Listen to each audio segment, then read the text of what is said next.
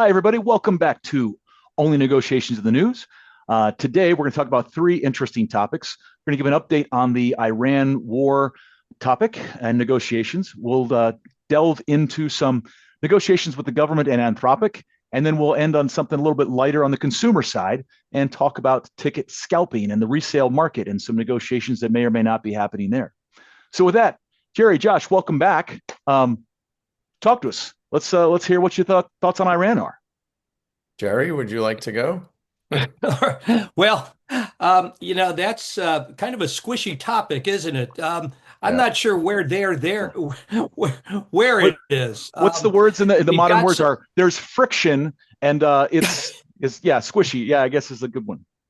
yeah, it's squishy. There's this memorandum of understanding, which, all three of us could probably interpret all in different ways, but more importantly, I think the Iranians, the U.S. side, Israel, and maybe others probably all have their own separate. I know they all have their separate interpretations. In Is it Iran, in there's one common language this time, or are we back to four languages so they can oh, each I don't interpret know. their way?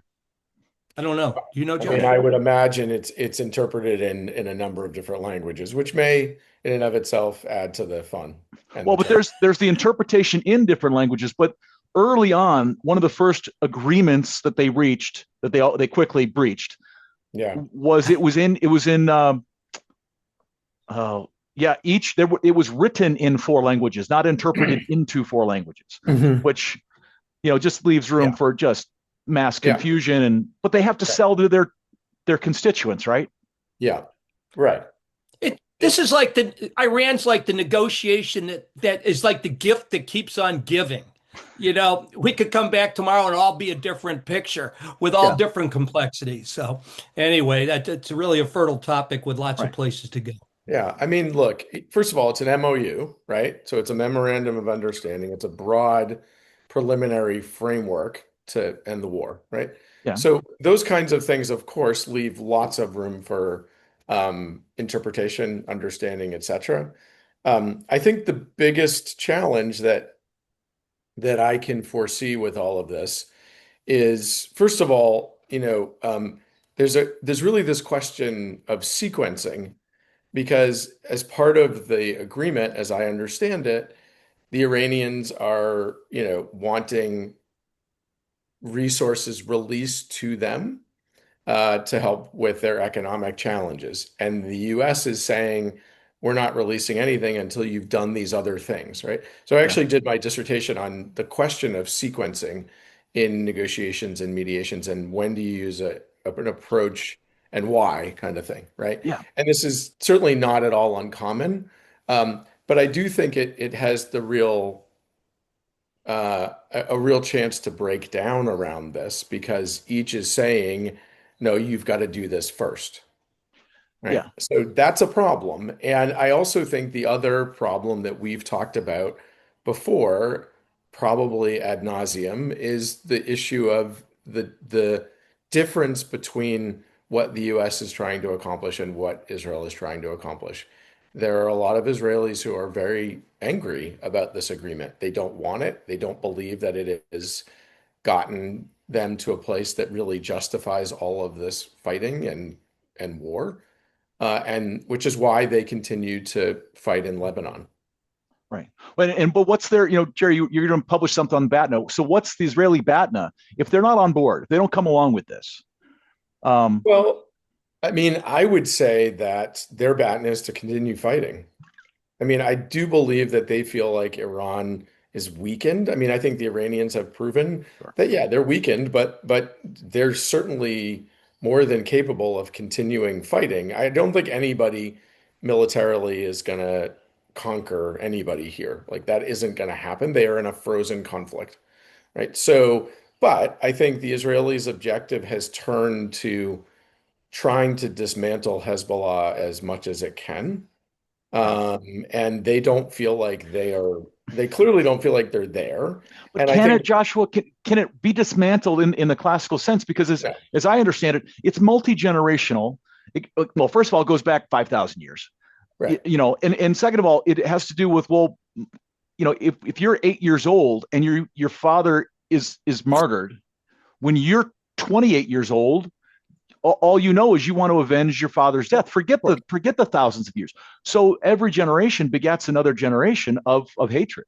Yeah. Well, I think that is the problem with a military solution here and why, in the end, people need to end up at the negotiating table, right? Because you can say all of these things like, oh, stop funding these proxies, stop doing this. But like we saw with Al Qaeda, right? When you dismantle or cripple Al Qaeda, you get ISIS. And so it's an ideology that Squeezing the exists, balloon.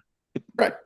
So Yeah. it's an ideology that exists, and the challenge, as Samuel Huntington reminded us many years ago, is this clash of civilizations. And are people going to feed into that clash, or are they going to manage it differently? And thus far, right, what's happening is everybody is feeding into it, and lots of lives are lost. But to your point, Mike, like it creates the next generation of people who very likely are gonna, want to avenge and do other kinds of things on both sides. I mean, Yeah. so this is the downside, of continued violence and war. I mean, I do think that if you step back and say, what has been accomplished here at the moment, okay, and I don't know what's to come, but at the moment, I think the answer is not a lot. In fact, what's actually happened is that the Strait of Hormuz has become a significant negotiation issue now and into the future because the Iranians know that they have a sort of new source of leverage, whether they perhaps understood it or maybe not to this extent, but Yeah. they know it now, right? And they're well You've aware got of the fact that, nukes, you've got the straight, and you've got the humanitarian. Don't bomb the civilians, don't take out the bridges. So you got three leverage points that I see for future negotiations. and I will say that, there's a really powerful dynamic slash problem here about U.S.-Israeli relations because I think the United States had gone into this, right? And they were like, we're going to support Israel, et cetera, et cetera. But clearly what's happening is there is a bifurcation of interests and desires. And, it's very clear that Trump is really done with this. Like he's been pretty clear that he's running out of patience and all of these kind of things. Well, And he was never long, right? He was never long on patience anyways. But like for him, and I think he's feeling the global pressure and the electoral pressure and other kinds of things. yeah. So and this is where he and Netanyahu's interests have diverged. And it very likely, I think, could have an ancillary effect in actually putting a dent in the US and Israel's relationship, Well, which, thus far, he's been the friendliest president to Israel ever. I mean, there's always the relationship there, but I mean, he actually moved the embassy. So he there's if Mhm. I'm in Trump's position, I feel like Israel owes me a lot. And when I say, well, this is what we're going to do, you better be on board. Because what you don't want to do with Trump is get on the wrong side of him because he'll fight you just because he wants to fight you. Well, and if you believe the conversations that have been reported about the expletive uh, laden calls that they've had recently, right? It seems pretty clear that he's very close to sort of moving on to focusing on other things and his own agenda. Again, in one sense, there's a luxury with the United States because they're not in the neighborhood, right? So you can declare victory and go home, and you don't have the consequences. Yeah. Which he's doing. I mean, and the reality is that, look, at the end of the day, the JCPOA slowed Iran's program down dramatically. But there was still always this question about the inspections and the monitoring. And the Iranians will say, yes, we'll give up our weaponry. But the question is, are you really going to? And how are we going to verify that you've really done that, Right. especially if you've got things buried in mountains and you also have the knowledge? Like you can give up your current stockpile, but if you have scientists who have the knowledge to do this, I mean, you can be back to square one pretty quickly, right? Right. Right. So we're back to your point, Mike, which is, you know, bombing somebody isn't going to do away with that. You have to come Yeah. up with an agreement that's as airtight as possible. And even then, it's going Yeah. to have all kinds of challenges and problems. just like the JCPOA was doing. I mean, what has happened here is the Strait of Hormuz has become another issue to deal with as part of this Yeah. whole scenario. Well, Hegseth The said this way morning, yeah, go ahead, Gerry. the way I see it, this whole thing is predicated on eliminating Iran's nuclear program. Mm-hmm. And, agreements and all that stuff going on right now is, it's all a Habuki dance. It appears that there's still nuclear material that's available to Iran still there. Well, So, we yeah, say there's a that, but Strait of look what happened with Colin Powell and the weapons of mass destruction. There's Yeah, to get the deep state, and there are people who want us to be at war because they make money off guns and oh, bullets. sure. So But I'm and just there are saying, people that are good that put their lives on the line. There are patriots out there who will bleed on the flag to keep it red, and they're going to yeah, misread. They're going to read the intelligence as they still have it, and then there's going to be people who say, yeah, but unless you can actually put the Geiger counter on it, I don't know, I just threw that word out. yeah. You don't know 100% certainty. And Hegseth said this morning, trust but verify, but there is zero trust. So we're going to have to verify the heck out of this. Yep. Who's going to verify? We going to put boots on the ground? Well, and Yep. the other problem on top of all of this is if you were to use like a nuclear watchdog like the IAEA, you've got to entrust them to do this, and the Trump administration doesn't trust anybody at the UN, and Right. and so it's an added problem that it's easy enough to reach an agreement that's a page and a half long to stop the cessation of hostilities and war. It's another thing to transform that into something. Now, there's a 60-day negotiating period that's supposed to follow this, that is supposed to get into the details. But, again, you're back to the implementation. And are people going to actually do what they say they're going to do or not? And how do you Well, know? I got to hand it to Trump, maybe that that he's gotten other countries involved, Pakistan, Qatar, a lot of the neighborhood, people in the neighborhood that are involved in signing off. And it looks like, they maybe have some skin in the game because they need to, because Iran's launching ballistic missiles at a bunch of these guys. So, there's some skin in the game. So perhaps, that would lead to some real enforcement, on the back end of, the agreements. I would only hope so. And Yeah. just back to your point, Joshua, about Israel, I think I'm a little disappointed that Israel doesn't have a stronger presence at the table, if you will, with Trump. I mean, it started out like that, like they were unified, and now it seems like there's bifurcated, as you said, and this is the time for the United States and Israel to be together on this thing rather than kind of at separate ends. But then don't you have to have Hezbollah at the table too? And therefore you have to formally recognize what we've called the terrorist organization. So you almost have to backtrack on our own historical don't negotiate with terrorists perspective. And and I hate the fact that we're the hegemon of the world and the world leader, but the fact of the matter is we are, to allow someone to be at our table, if you want to frame it in that context, gives them power and credibility. And we all know that egos get involved when you do that. Well, right. I mean, look, this is why forever so many US presidents wouldn't meet with Kim Jong-un because they didn't want to give him the credibility. And Trump did that. Like Trump met with him, Yeah. right? And said, hey, Mhm. I'll meet with anybody anywhere. So, look, And I what was mean, the leader? There was another terrorist leader that Trump apparently had a meeting personal with him and showed a picture of his house or where Is his that in family was Syria? staying. Yeah, I think it was Is in that Syria, and was basically like, look, I'm here to negotiate. I'm taking the first step. Let's not go down this path because I know where you live.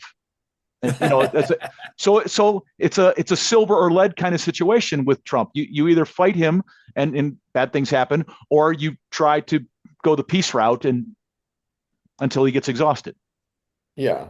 I mean, again, like, look, the reality is, as most people know who work at that international level, right? There are always these channels. So we're negotiating with these folks, whether we say it or not, right? There are always the back channels. There's always ways. in which you are relaying messages and trying to come up with whatever it might be. So it's a very nice thing to say we don't negotiate with terrorists, but that's not what happens in Well, reality. look at Iran with the Carter administration coming out, and Reagan comes in and does the Ollie North, You got it. So, I mean, Iran so Contra. it's not overt, but it's happening, right? And look, again, this is an interest from a negotiation point of view. There are two fatal flaws to what's going on. One is the point that Gerry made, which is Israel, despite the fact that they wouldn't want to be at the table with Iran, needed to be at the table because they do not have the same interests. A.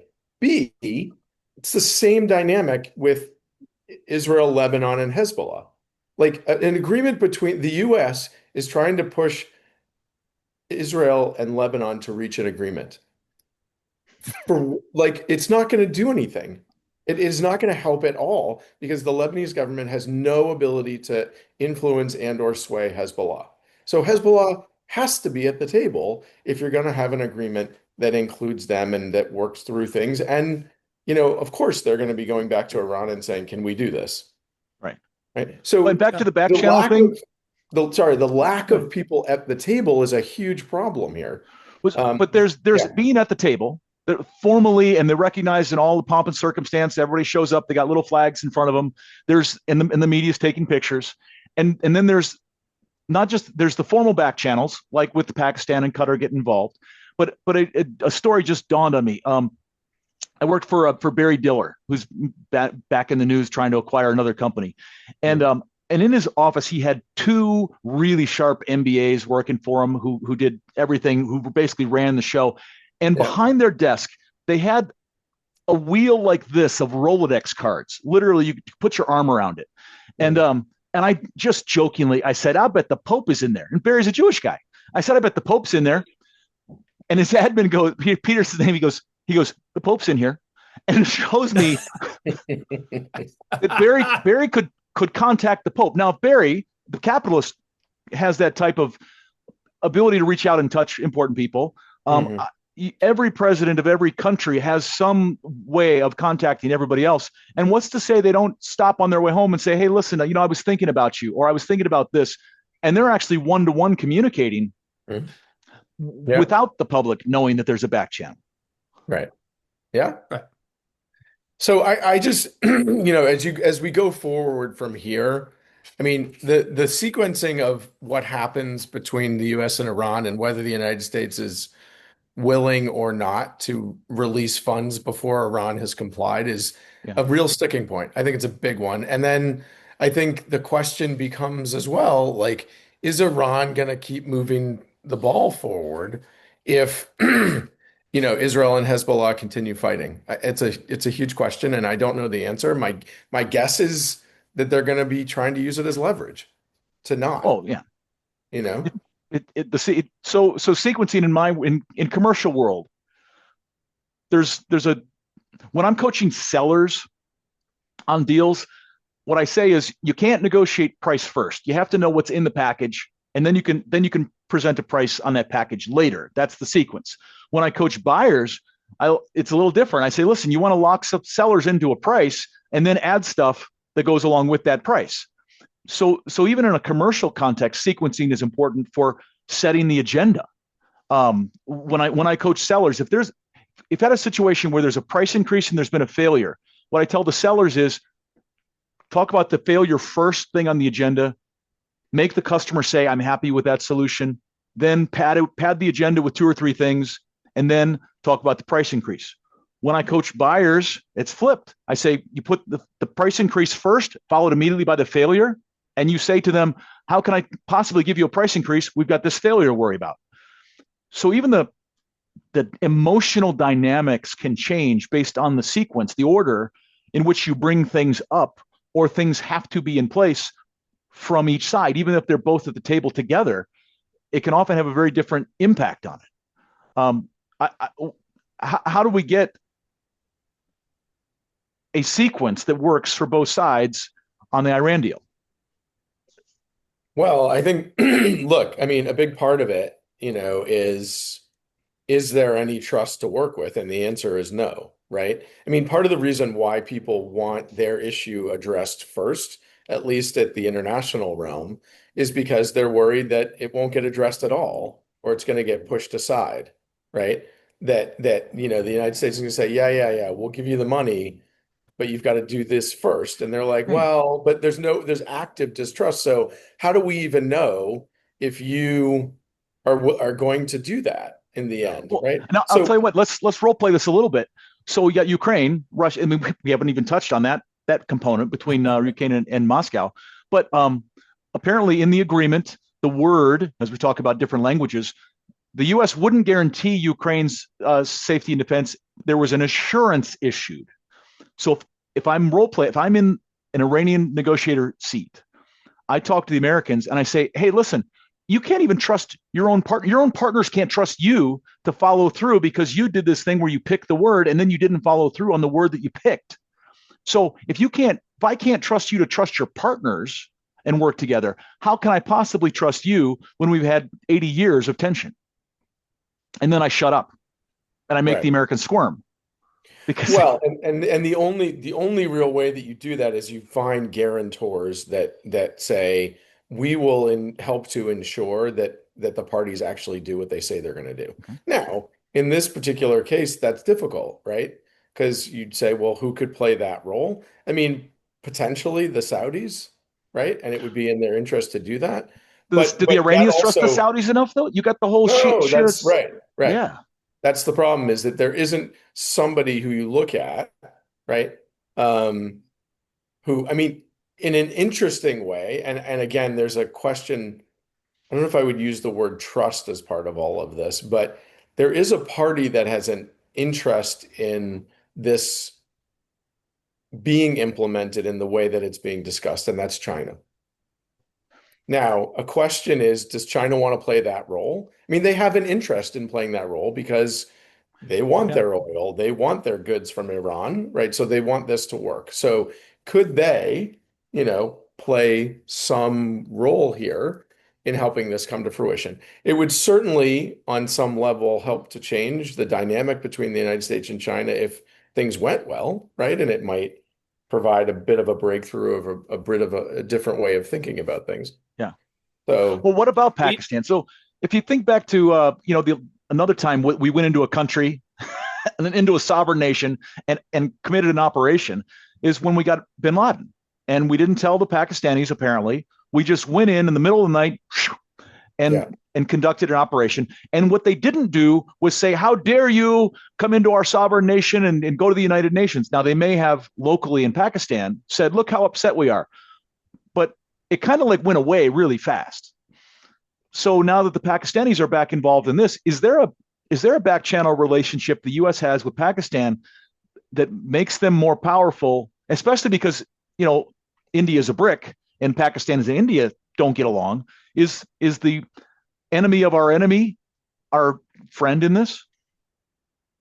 Well, I think I was surprised when Pakistan took a leading role, or Trump. I don't know who came up with the idea first, but just I was surprised at Pakistan. Mm-hmm. But then I thought, Trump was involved in solving the potential war that was going to happen between Pakistan and India. And so maybe the Pakistanis said, we like the way you operated, or treated us in that affair. So, we'll jump on board in this affair. And plus, I think the Pakistanis and the Chinese are close. And I have a Yeah. feeling the Pakistanis did not jump in on this without some consultation with Beijing. And I think when we talked a couple weeks about the Beijing, the summit with Trump and Xi, I thought more would come out about Iran than what came out publicly anyway. Yeah. Because I know that had to be a very important part of that agenda was, China wanting to get this thing done so they could get oil, out of Right. Iran ASAP. So anyway, my 2 cents on that one. I mean, Pakistan, I mean, they're definitely aligned. They have much more sympathy for the Iranian perspective than the American one as part of this. And I don't know My understanding was that nobody that the U.S. did not encourage Pakistan to get involved, but they saw that their own interests were, that if this got out of control, wasn't going to be good for them for sure. So, but I don't know 100%. But again, it's possible, but I don't know how much trust the United States has in Pakistan to do something like that. I just don't think it exists in the way that it would need to. Hmm. I of, So. of Well, of the trust countries, I wouldn't put them. I Trust is hard between countries, especially when you have different regimes and things like that. But I don't feel like there's been the conflict with Pakistan the way there has been with other countries. Um, so maybe there's a chance they can play a role. It's possible, and maybe trust honestly isn't the right word. Maybe it's really, is there an honest broker out there, if you will, right? If there is Yeah. there a broker out there that that each side says, okay, like we could live with their involvement. They're not too Yeah. controversial, right? It's like the Norways or the Switzerlands of Right. the world who can be honest brokers and provide good offices and that kind of thing. I think when you're Well, talking about the guarantor element of this, I think there right. needs to be a little more of a stronger feeling that if something went off the rails, that Yeah. country would really be able to intervene and say, you know what, yeah, we're not seeing the kind of verification that's needed here. Like, are they going to make that kind of a statement? Right. And You know if what I mean? if the U.S. decides to go off the rails and just bomb them for the heck of it, Yeah, who's gonna say don't do that? I mean, there right, isn't really a bigger bully on the planet to check the power. right. But there's a device that I've never been involved in it, but it's been in a couple of contracts that I've worked where you each side pick a mediator, and then those two mediators pick a mediator or an arbitrator, however it goes, because you want to be arm's length away. You don't want to be your buddy as the mediator arbitrator in a situation. Hmm. They wouldn't allow us to pick Canada. As nice as the Canadians are, Iran would be like, yeah, you can't pick Canada, get out of here. But could Canada and pick could Canada and Jordan end up picking a Norway, and then you arrive at a um, lower the tension level about who gets to pick the actual third party that can be the one at the table. Um, Yeah, I think can the there are banks pretty, get involved? Can this be a global financial? Because you look oil and dollars and in the business end on the straight, does that have a play in it? I mean, that's a potentially. great question.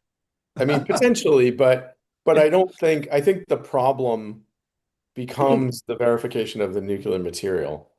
And, obviously banks aren't going to be able to do something about that. I mean, there are a limited number of people on the planet who can really engage on a level, to do that kind of verification process. well, I guess I was thinking more like the Swift, like bank can't really do anything but control the money flow, which is important. But to be able to say if that we're the penalty organization if you don't follow through. Now, who does the verification? You still got to trust the verifiers are looking in the right places. They're looking under that mountain, not under that mountain. Um, Right. and where do you get that information? Iran basically has to open itself up to be spied upon by the satellites, and That's and right. and no sovereign nation is ever going to say, yeah, it's okay to spy upon me. Right. Right. No, and I think that's the problem. And that was the problem under the JCPOA, even though there was progress made, right? So, but this is where I think this can easily get bogged down is, first of all, who's going to do the verification? What kind of access are they going to have?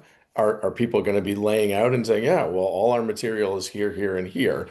It's not always in your interest to do that. It might be more of an interest to say, oh yeah, it's all over there, and we're not going to tell you about these other places. And even if we do tell you, and again, like I would come back to this, that yes, fissile material and things like that is obviously, being able to take that away is great. But if you have the knowledge and the willpower, you can restart things relatively quickly. Right. You saw when they tore up the JCPOA, how the Iranians started to ramp up their efforts. And if you Right. it's back to the whole point, Mike, you were making before, which is, like about Hezbollah, right? You can't bomb your way to a different future. It's the same kind of thing with nuclear capability. If people have the Right. know-how and the capability, like you could do away with this amount of fissile material, but there's Well, still and going let's to think be about the it. scientists sitting there.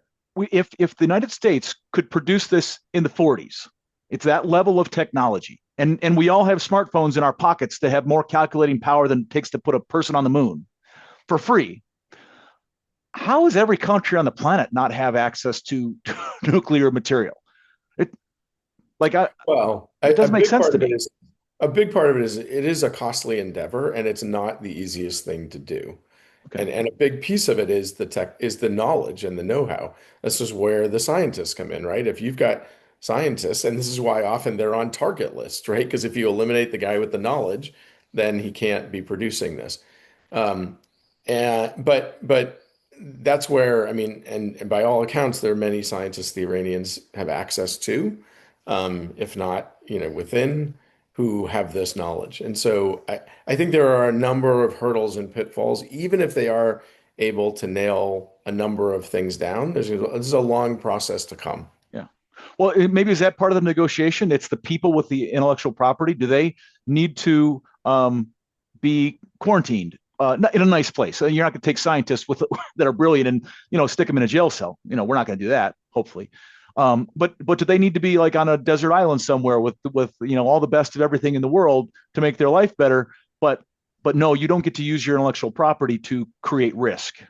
Um, Well, I think that would be difficult to do. Plus, there's so many nuclear scientists in other countries that'd probably be happy to, right. collaborate, contribute, get involved. I think Well, one of game theory says, the yeah. Then the next scientist goes, hey, I got this knowledge too. I want to go live on that island. well, So you're yeah, right. Yeah, you don't want to play that game to incent them to create risk by rewarding the behavior. right. Mhm. I think what comes out of this, let's say everything comes out the way Trump wants, we destroy it all. Joshua, you're right. There's still scientists in this world that have all that know-how, and but you still got to build the centrifuges and all that, and that can all be done. I mean, if there's somebody in Iran, and there probably will be, that's dead set on developing a nuclear bomb or nuclear program, they'll probably do it. I mean, it's just human nature. I mean, I don't know how ultimately you can stop a group of people from doing almost anything except putting them in prison or something. So Right. I think this thing probably at best will delay the, Iran from getting a, workable nuclear program. But I'm not Right. sure it's ever going to stop it if the people in Iran are bound and determined to go ahead and do it. Right. I Well, don't and know.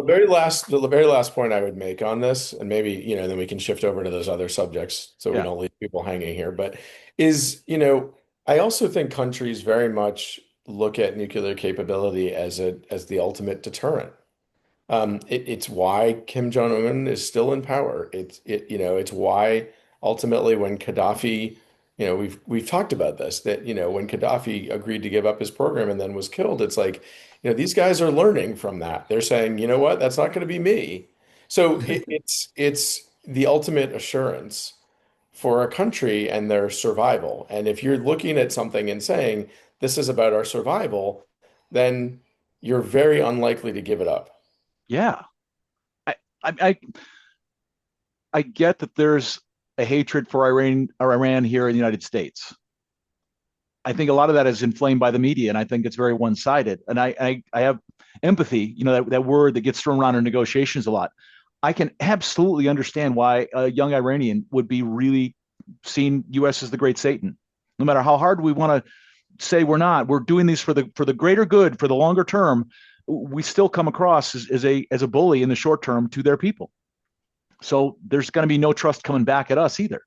And So it's really active distrust on every side right now. yeah, It's not even, some form of even just neutral. It's not, right? right. It's a genuine hatred for genuine reasons. So I don't know how we get past it. All right, well let's wrap up this segment then, and then the second one I was going to talk about that I mentioned to the viewers that we're going to talk about is what I forgot. I'm getting to be that age. I believe was it the Ticket Master or was that the third one? The Ticketmaster? Ticketmaster was the third one, and there was a second one. Anthropic AI. Anthropic, yeah. So Joshua, you'd mentioned you kind of kicked us off with that.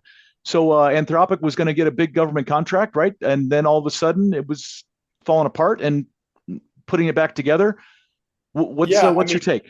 Well, I mean, look, I mean, again, I'm no expert on this, but I do think, I mean, Anthropic was the darling of the defense industry, et cetera. Then they came out with their latest version and said, hey, this is not safe to use in that context. Like the potential downside is so dramatic that we can't justify putting this out there. The downside being that it would go rogue and that there were, I mean, again, like I don't understand the technology in the way these guys do, right? But the downside was that there was a real concern that the latest versions of Anthropic's efforts could be utilized for all kinds of very destructive things. And they took the step of saying, hey, this is actually something that we don't feel comfortable putting out there because we're really worried about what people could take this and do with it. And that like mass surveillance, I think, was one of the issues. Yeah. Again, I can't get too much into the specifics, but that caused the initial rift because they were literally embedded in the Defense Department, is the way that I understood it, in a deep way. And then Trump came out and said, okay, well, Anthropic is, not welcome anymore, and so we have to decouple all of these things from them. And I guess there's been more recently another sort of flare up. Do you think Musk was whispering in his ear? I mean, quite possibly. I don't think he was too happy after he lost his lawsuit. So I mean, let's be honest. There's this love hate, and they both know how to play the media, and obviously Musk owning X, that he can absolutely control a lot of what the media says. So whether there really was a divide between Trump and Musk or not, I don't know enough to say for certain. Yeah. But I wouldn't put it past Musk, who's, to say what you want about him, smart enough to become the world's first trillionaire, right? to whispering into Donald's ear. And there was a take in Donald's first term. I heard that people were negotiating for the last position of the day. They wanted the last meeting with Trump, not the first, because apparently he is very easy to, I'll use the word manipulate, and you want to be the last one talking to him, not the first. So, so maybe Musk did put a bug in his ear that you need to get out of this. Could be. I mean, I think the question is, what do you, on some level, what are you ultimately negotiating here, like between Anthropic and the government at this stage of the game, especially with them now going to be going public? I mean, I certainly think it muddies the waters on what's happened and what might happen. If there was ever going to be some kind of rapprochement or something like that, I don't think you would have seen, maybe I'm wrong, but I don't think you would have seen Anthropic go public if something like that was going to happen. Or I don't know. Yeah. But I do think that there's clearly a negotiation going on. I think the question is exactly about what, like, what is it they're really negotiating and what are they discussing and things like that, As I understand it, Anthropic and the Pentagon came to an agreement, a deal a while ago, and then the Pentagon decided, we want to change, after they signed the deal, we want to change the terms. And Anthropic said no, and sort of walked away. And Trump said, well, you guys are, we're not going to use you guys. Yeah. And Anthropic came out with some improvements to their technology, some big time improvements. And the Pentagon and Trump said, oh, wait a minute, this thing is really capable now. Hey, Anthropic, let's start talking again. So, kind of like fair weather friends. Oh, well, boy, you look better to me now. So, let's go out on a date. So That's kind of the way I understood it, is that just Anthropic became more attractive, much more attractive with their new capabilities. I don't know. So I've been bouncing around between ChatGPT, Anthropic, Perplexity, and Grok, and Copilot.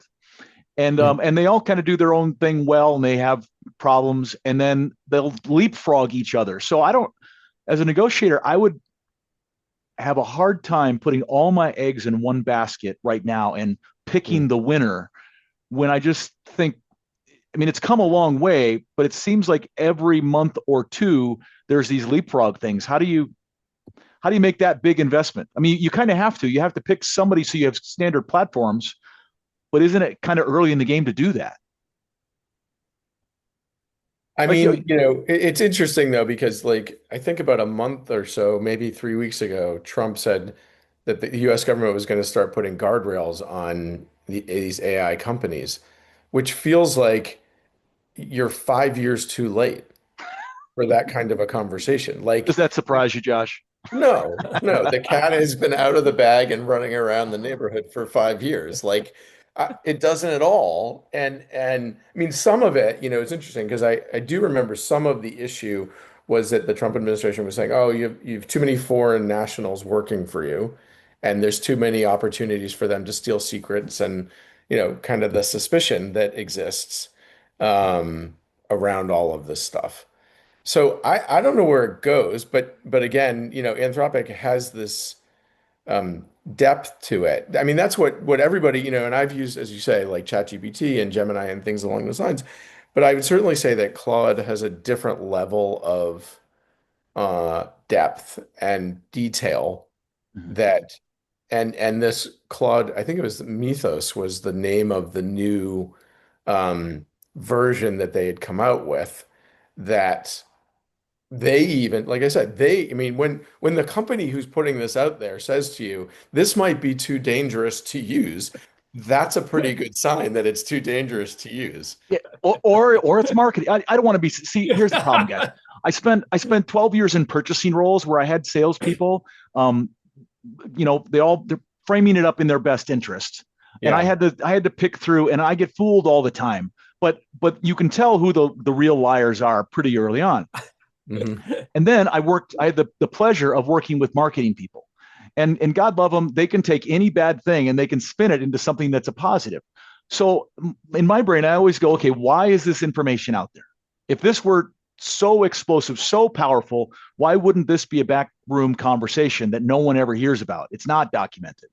Um, But can I just say a word about yeah, that? yeah. Because another big problem with this entire US-Iran negotiation was it was completely like there was so much conversation in public, way too much to actually do anything. I'm like, would you stop talking to the Hey, I'm press? going to say this: Like, the best thing that happened to Trump was getting banned from Twitter.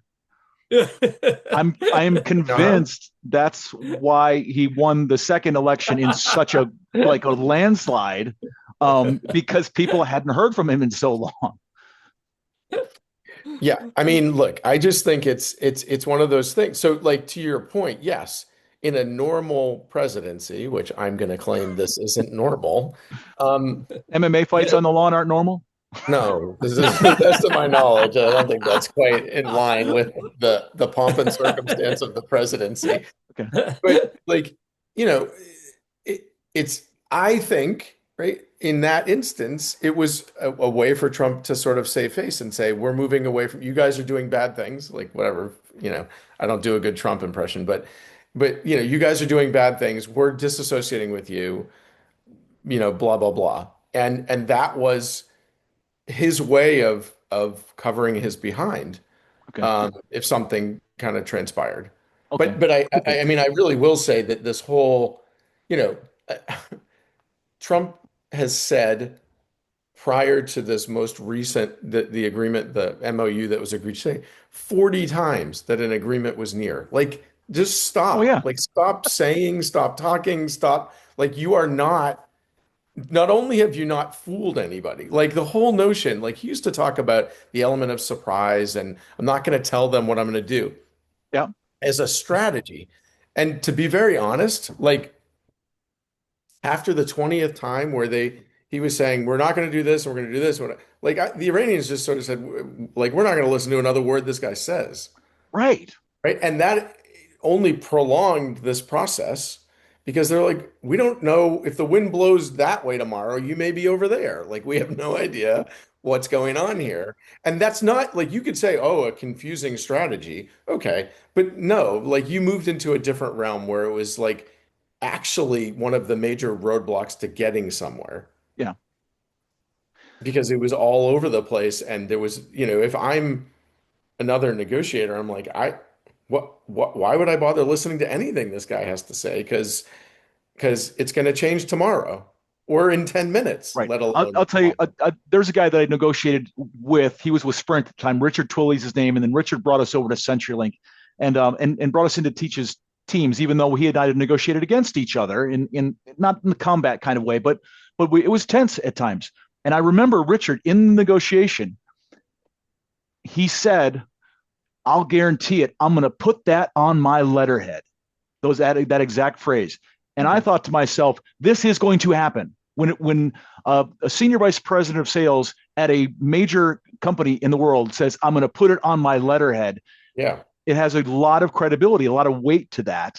And with the current administration, I can't see that same level of credibility in anything they agreed to. Yeah. But I mean, it's maybe it's more with this, and it's more extreme, or it's more public with this one. But yeah, we've gone back on our word a lot of times. That and I think going back to Anthropic, I mean, I think there's a tremendous amount of uncertainty around all of these things. Like just when you think you're beginning to understand AI, people come out with a whole another series of updates, upgrades, and you're like, okay, now I got to start all over again. Like, you know, I can't imagine developing like an AI policy that you believe is going to last more than 3 months. And that's being generous, right? Like it's probably like on a monthly basis, you're going to have to be updating your AI policy and whatever it is that you're doing. Yeah. And I think that the speed of that, I think was a big part of the problem between Anthropic and the government is these changes, but also, on top of that, this sort of, to your point, Gerry, like if you have a deal and somebody goes back and says, hey, we want to renegotiate this, right? Well, that doesn't really build a whole lot of trust. It's the opposite. It makes you feel like, well, okay, so whatever we agree to isn't really, and this is one of the criticisms of China, right? Is that the Chinese see contracts as mutable. And, Right. That frustrates people in the West. Well, like it's the same kind of dynamic Right. with this. So I've renegotiated my employment contract, I think 7 times now, with people who taught me to negotiate, and we have a very trusting environment, and it's always like a tax law changed, or hey, a new commercial opportunity came up. When a new thing arises that we haven't thought about in the past, we come together and we say, okay, listen, how is this going to be better for both of us? I can do better if you can do better. Yeah. But the basis of trust and respect is there. I've never felt it at any other organization I've worked at. So we can do things like that. Yeah. When you have another side you don't trust and they just say, hey, we're going to renegotiate unilaterally and you need to do this, I would coach them and say, well, you can say, listen, we're willing to renegotiate, but if you need that, we need this. We're not just going to do what you say. This is either a relationship, which means 2 ways, but we're not a vendor. We don't need you in that context. Yeah. Right. You can't just swap us out that easily. I think that's right. Yeah. And again, when this is, we always talk about trust, and I know in the trainings that I do, and trust and relationship, like in the end, like that is what enables a lot of these things to happen, right? Yeah. And is it easy? No. But it's also critical for progress. Yeah. All right, well, let's wrap up this part of the conversation because I want to end it on a consumer note. I like to put money in people's pockets whenever possible. I mean, I want them to have good relationships, and I want them to have a better life in emotional ways too. But does that mean Gerry and I are getting paid for this? We should renegotiate. We'll find some sponsors, absolutely, and put it out there. There we go. So there's something that has kind of been in my crosshairs for a while. When I worked at IAC, we owned Ticketmaster, so I'm fairly aware of kind of the behind the scenes stuff. And I used to go to a lot of concerts back when they were affordable, and you had to have a ticket, a real live ticket, and stand in line. And I've been a couple since where you get the digital ticket and things like that. But this whole concept of scalping bad, just because somebody got the ticket first and then they resold it to somebody else who's willing to pay $800 to go see a show and the ticket value is only $80, and that's not fair. and what's negotiable and what's not. I think it's a great look into the whole guise of consumer negotiations. And Gerry, what an article you're going to publish on BATNA. So the consumer doesn't really have a BATNA if they want to go see a artist perform. Taylor Swift had some people live streaming her, and they were going around. But really, if you want to see that show, you're going to have to pay to see the artist. So your only BATNA is don't see the show or listen to them on Spotify, something like that. Sports are a little different. Your BATNA is you can go sit at a sports bar, or you can sit in your own home. You can go to Costco and for $500 get a massive TV. They have 99-inch TVs now. I can't believe they couldn't get it to 100 at that point. But it's not $500, but it's becoming really affordable to have a world-class experience in 4K sitting in your room. So you do have a BATNA as a sports, unless you want to be in the stadium, be there when your team wins, scores, and boy, there's nothing like when your team is, tied in the end and somebody makes the shot, scores. There's a huge emotional component to that you probably don't get at home. But what are your guys' feelings on the resale value of tickets for events and sporting events and for concerts? Mike, just you were talking about being at the stadium, the experience, and if you're at home, you don't have that experience of lighting a car on fire or beating people up. You miss out on all that stuff. Fair. As we've seen in New York and in many other places. It's not all New York. Yes, there's been a lot of places that have burned stuff, and I don't get that at all. If you're happy, stop burning stuff. Right. Yeah, I've never quite grasped that notion of why would we want to riot if we've won. The one thing I would say to start is that there's been an interesting reframing of this, right? Which is from scalpers to reselling of tickets, right? Forever people talked about scalpers as these bad people who are taking advantage of everyone by buying tickets and then jacking the price up, right? And then these resale folks got involved, and now it's, more the norm from a business point of view, and be like, oh, well, I mean, if this is what the market demands, then this is what people will pay. Well, and let's be honest, they are taking risk because it's a one-time event. It starts at 8:00 on Saturday. And if they haven't resold that one ticket, they've wasted their money. Right. Their investment on the front end. I grew up in Boston. I'm a Red Sox fan, and I remember going to games when I was younger, and a lot of those guys, they buy season tickets or they buy, right? And they're taking a gamble in the sense that the team's going to be good. And, I remember years when the Red Sox weren't good and you go to games and guys were like giving them away just to get anything back for their outlay. So there is a risk, right? Yeah. I do think that, there is presumably there's another BATNA here, I guess is the way that I would put it.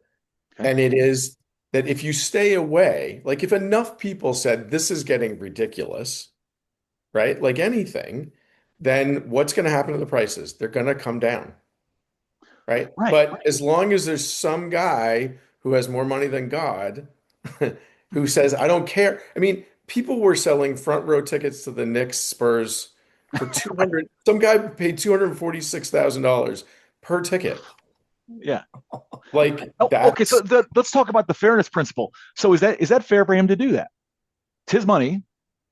I guess. The average fan can't really do much anymore and can't really afford to go to games and things like that. But that's, and it's interesting because when you listen to owners and players, and we had contemplated the idea of talking a little bit about the Major League Baseball negotiations, right? But there's a third wheel here, and it's the fans, right? And the players are like, hey, I got to get as much money as I can. And the owners are like, I got to get as much money as I can.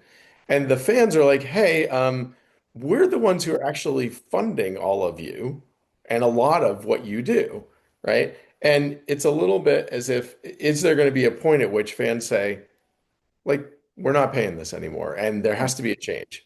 Well, it's the word fanatic. It hasn't happened yet, though, has it? No, it hasn't.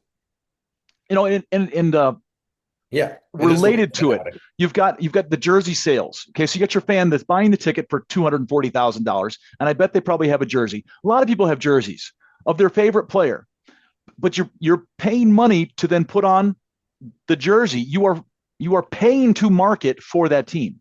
You're not Right. even, you're not, because those same teams pay to be on television. They pay big money to buy that time to put their brand, their logo out there. And they've convinced fans it's in your best interest to buy a jersey. Hmm. And now you're doing my marketing for me. You're paying for that privilege. Right. Intellectually, there's no way you can reach that logic. It just doesn't make sense. But emotionally, that's where people make decisions that hurt their own wallet. Hmm. Hmm. Right? Yeah. Yeah. So I think the question is, I mean, I don't know if there's a question with all of this from a negotiation point of view. I think it's more of a dynamic, right? That it's almost a little bit like the real estate market, right? If you have a buyer or seller market, the dynamics change pretty dramatically. And the question is, could you have a similar kind of thing with sporting events, concerts, whatever it might be? I mean, there's been a lot of complaining about like the World Cup, right? And FIFA and people having to spend a lot of money. I mean, I was curious to go and look and see how much the tickets were in Boston for Haiti and Scotland. Okay. Not to be honest, no, not really a big fan of either team. Like I don't follow, Yeah. right? And the cheapest tickets were to get in the stadium were $600. Right. So like as a casual fan for me, I'm like, I'm not interested in that. And as much as I would actually really like to go to a World Cup game, because I really like the World Cup, I find it a very fun sporting event. But like there's no chance I'm going to spend $600 to see two countries that I don't really follow. And right. And Well, let's be so honest. The Haitians, God love them, it's one of the poorer countries on the planet. yeah, So there's right. not a lot of people buying those $600 tickets. Those are Scots coming Yeah, in. right. Yeah. But that's market equilibrium, right? Pay it or don't pay it. Buyer beware. Yeah. Now, Gerry, you brought up an interesting point offline in an email that what I'm going to call very unfair is when you click buy the ticket for 600 and you get to checkout and it says, oh, it's 800 because there's fees. Well, you should have loaded the fees all in place, or the dynamic pricing, which is, oh, well, there's other people interested too, so we're going to jack your price up at checkout. Once that person hits the buy button at that price, that and I'm Yeah. not necessarily a big government regulation guy, but that should be one. When you hit the buy button, your price should not change throughout the process. Yeah, I mean, it's a little bit like a little bit like bank fees. You're like, oh, okay, I'm banking and whatever, and I'm like, where did this fee come from, and where did that fee Yeah. come from, and right, Right. and so yeah, but again, I think it only changes. I mean, you could have a collective action of some kind that says, this is getting out of control.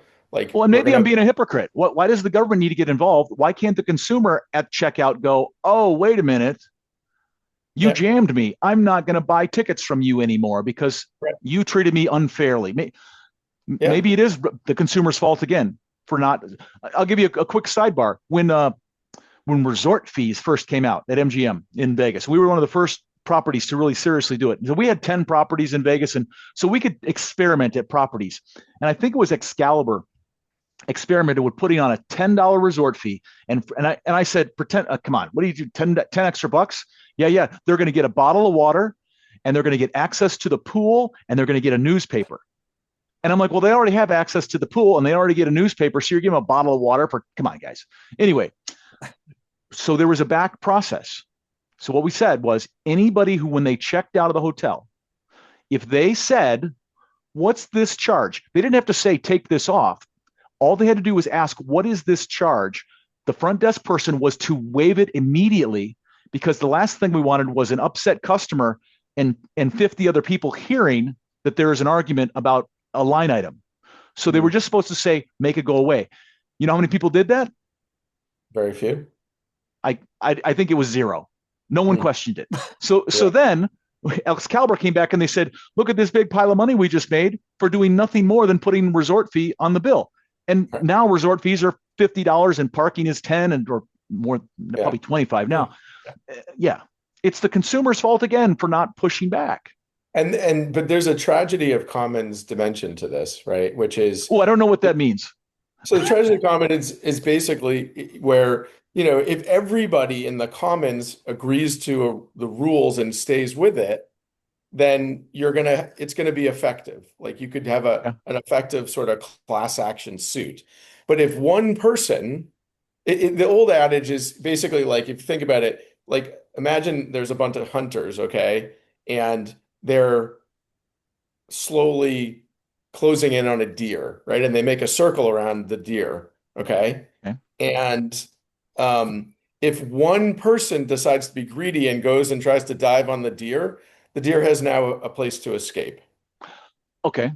Okay. So if so the essence of it and the analogy here is if the consumers band together and people don't defect, it's back to a little bit of prisoner's dilemma, Yeah. right? Then you're going to have the ability to push a company like Ticketmaster or others to change because people will say, you know what? We're boycotting this. We're not going. Now see what you do, right? But if there are people out there that say, okay, great. Well, you guys are all boycotting. The prices are coming down. I'm going to go in and buy my tickets. Then there's the loophole, right? There's the problem, and it won't be effective. So the challenge is keeping everybody together in sort of a coalitional way. And when you live in an individualistic society, lots of people would say, well, I guess that's not going to work here because other people are willing to spend $240,000 to go to a Right. NBA Finals game. Right. And by the way, some people didn't pay at all. Apparently, there was some stars that they decided were just going to get in for free. And I don't know if Taylor Swift was one of them or not. And then there were people saying, well, that's not fair that those stars got in for free. Well, somebody in the marketing department said, it's in our best interest to have the Timothy Chalamet's here and the Taylor Swift's here. So let's give them free tickets. So here you have billionaires getting free access to stuff that other people are paying $247,000 and other people can't afford to, go for the $800. It's not only that, but then they can't even have watch parties because that creates too much chaos for free outside. So it is a bit of a cycle for sure. So what did you call that? The dilemma? The tragedy of the commons. Tragedy of the commons. Okay, so I like that because I think that's a lot of things in life are that way. So I'm going to leave this as we wrap it up here. Everybody needs to look out for each other as a collective. We need to have a better society, but that means every individual has a responsibility to take care of themselves and make their own good intellectual decisions, not emotional decisions, and to look out for each other and to have some credibility when you are involved in a group. And life will be better if you can do that. So, guys, I want to thank you again for your time here, and we'll see you next couple of weeks. All right, sounds good. Bye, guys. All right, guys. Bye. Bye now.